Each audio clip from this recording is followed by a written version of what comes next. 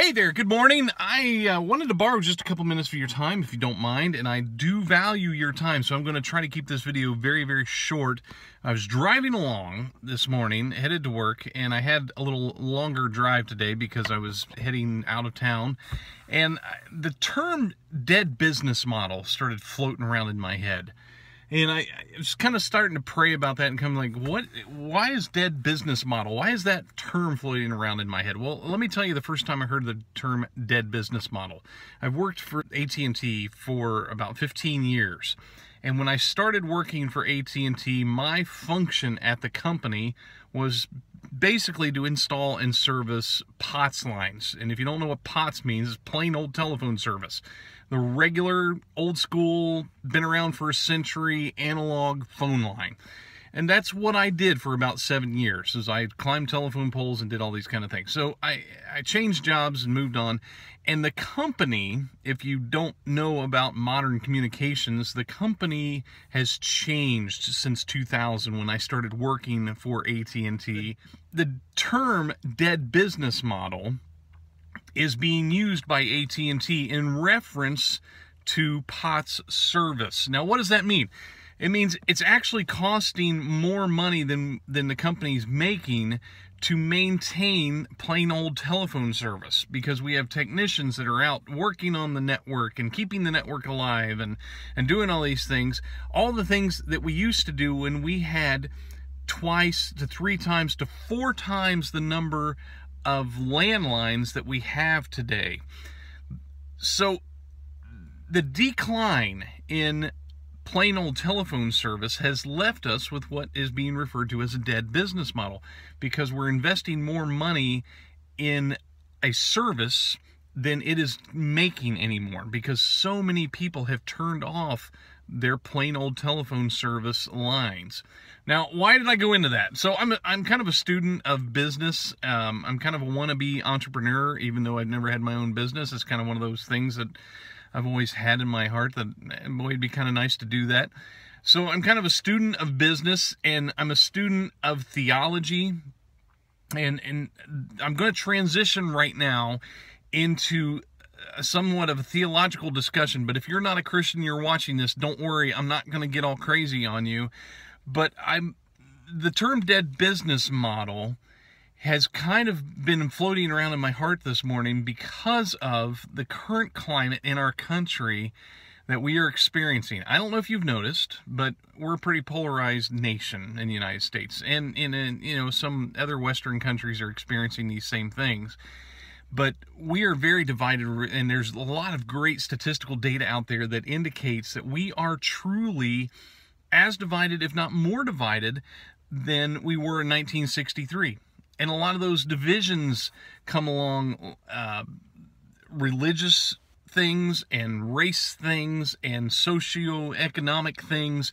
And all these things played together to create a divisiveness.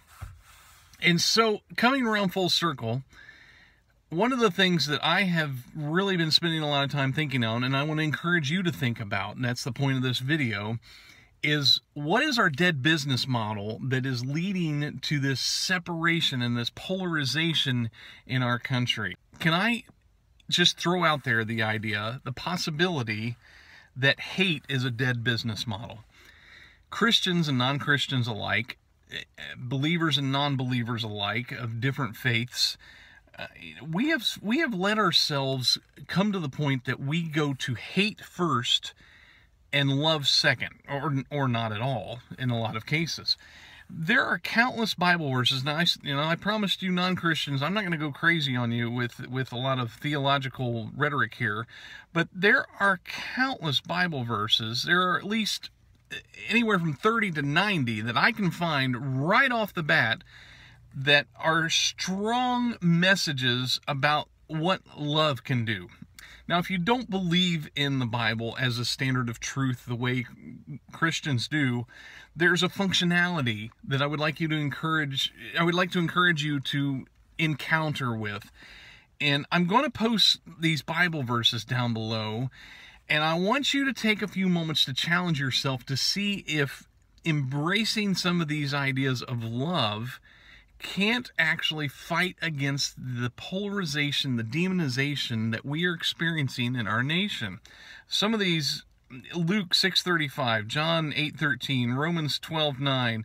I mean, I'm going to list all these down in the comments below this video, but I would challenge you, Christians and non-Christians alike, to take a look at these and see if we don't automatically move to a place where we are defaulting to hate, and that is what's driving our division. You know, you can't hear somebody if you hate somebody. And you can't get somebody to hear you if you hate them. The conversation that goes on right now in society, if you look at Facebook, it's very one-sided. People want to throw out their ideas and they don't want to hear a counter offer of what their idea may suggest. They want to just totally embrace and be in an echo chamber of their own ideas without ever considering somebody else might have an idea that if we could bring those ideas closer together, maybe we can find ourselves in a place where we can have a conversation. But we can't get to that point if we don't love the other person enough to consider their opinion as valid, or possibly something close to valid in our own lives. I was very inspired yesterday. I watched a presentation given by somebody whose views I did not necessarily agree with, and I almost turned it off. But I stopped and I said, you know what? I'm going to listen to this because I want to understand where this person is at, and I want to understand how they got there. And I can't get any of that if I cut that person off and don't allow their speech to echo in my heart and in my mind a little bit. And I'm not going to do that if I don't love that person. So why not love?